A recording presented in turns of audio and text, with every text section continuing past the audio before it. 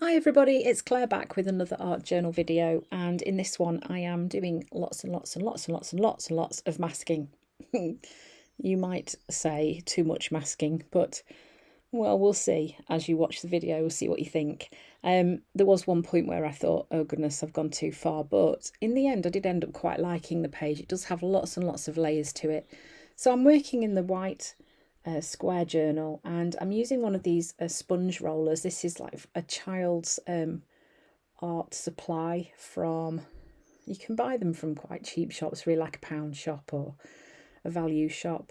And I've used turquoise and also blackberry, and I'm just picking up some of that paint on the sponge roller.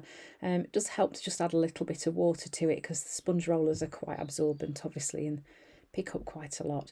I'm not washing the roller in between, so the colours are mixing a little bit, and then I'm just adding patches of colour and I'm overlapping. And here I've gone in with a little bit of mineral and I'm mixing that in with what I've already used and created like a really pretty lilac-y grey colour, and kind of creating squares of colour on my page.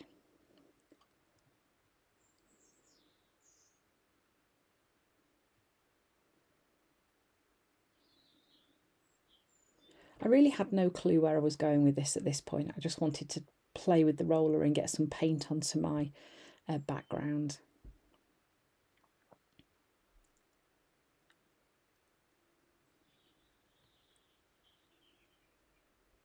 Next I'm using white, and again a bit of water. Just spending a bit of time getting that on all of the roller, not just on a little bit, and then just pulling that onto my page. Decided I didn't like that bit, so I'm just lifting it off.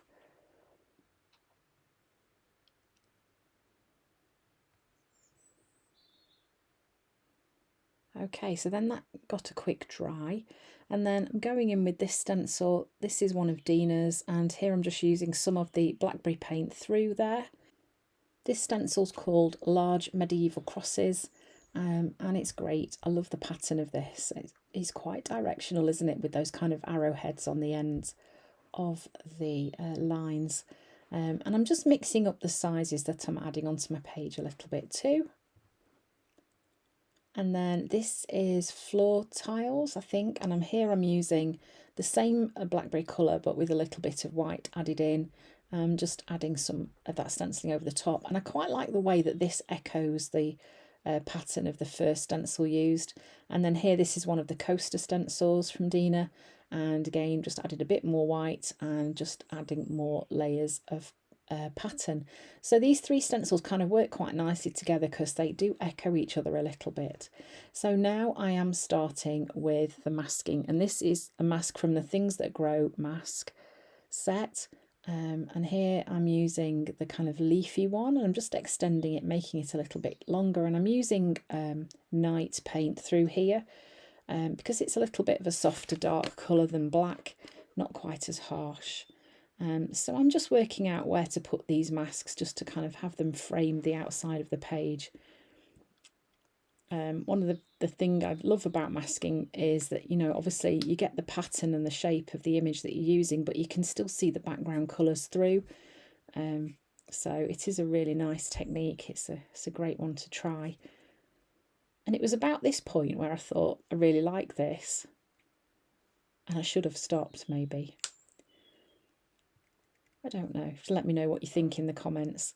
But no, then I didn't stop. So then I added some white, and white and night make a really pretty bluey grey colour. So then I'm adding another layer of masking over the top.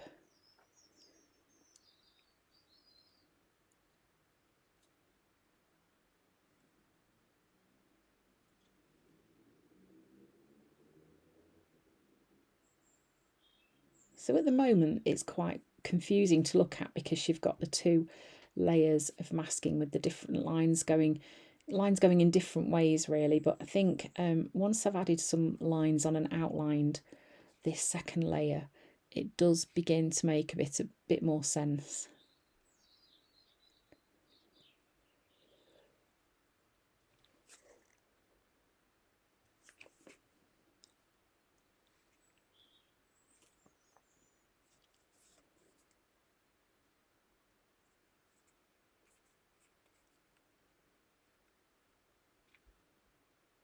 Okay, so then I'm using the stencil part of this set, and I'm just adding some white dots onto there as well, because why not? Let's just throw everything at it. Next, once that was really properly dry, I am using a Signo Uniball and I am pulling out the shapes that I have just masked onto my page, going around them a couple of times using a sort of sketchy line, and it just helps those to pull forwards into the foreground. And you can see that even though you can see the masking underneath, the lines going other ways, it's starting to make a bit more sense when you look at it. Your eye can go, oh yeah, I see what I'm looking at now, rather than, oh my days, there are lines going everywhere.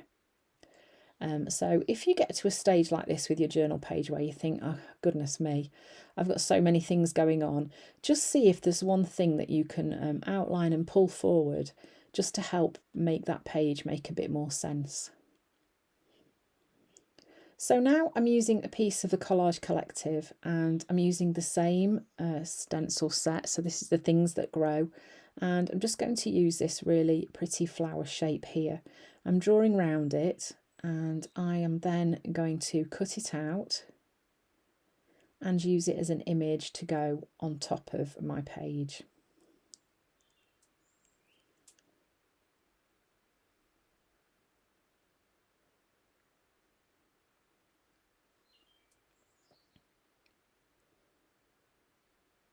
As you know, cutting out is not my favourite thing to do, but it serves a purpose, doesn't it? When you want something to be cut out, it's got to be done. So I don't have any minions to do that. So, you know, just got to do it myself. So yeah, that's that pattern. That piece that I've cut out works really nicely with the page. It's kind of complementing the colours that are on the background. So this is a trick that I often do, and it's just creating that area of calm for the image to go that I've just cut out. So I'm just adding that there, and although at the minute that looks like it's disappearing, once it gets stuck down and outlined, again you'll see that it pulls forward into the foreground. So really this is kind of like a video showing you how just bringing those outlines to your images on your page can just make all the difference between something that disappears into your page like this does at the minute, and something that then starts to be much more of a focal point. So then I'm using my stamp from Funky Fossil to add some dots, a bit of mark making onto my page. I'm just using a bit of white acrylic paint with those. Now I am starting to bring some outline to this shape that I've just put on there. So I'm going around it first of all with a black fine liner, and this starts to pull it forward. You can see already it's popping out from the background. Just going around it a couple of times. Then I'm adding a bit of text onto my background using a text stamp. I think this is a Stampers Anonymous one. I had quite a long time, just with some black archival ink. Then I am using a Tombow marker, and I have just added on one side of each petal a stroke of pen, and look how that pops out from the background now. A quote from the typed ledger papers. And this page was pretty much finished, so just arranging where I want them to be, and then I'm going to stick them in place using my fine tip applicator bottle with a bit of clear glue in.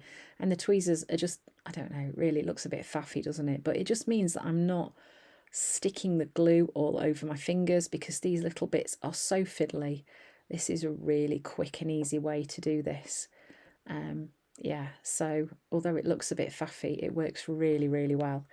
And then finally some splatters, because I haven't done enough dots yet. I'm just adding those on a few places on my page, and that is it finished. So lots and lots of layers of masking, and then that final piece to go on top. So yeah, using that technique of outlining to just help pull images forwards from your background is a really useful tip. So thanks for watching, and I hope to see you again soon.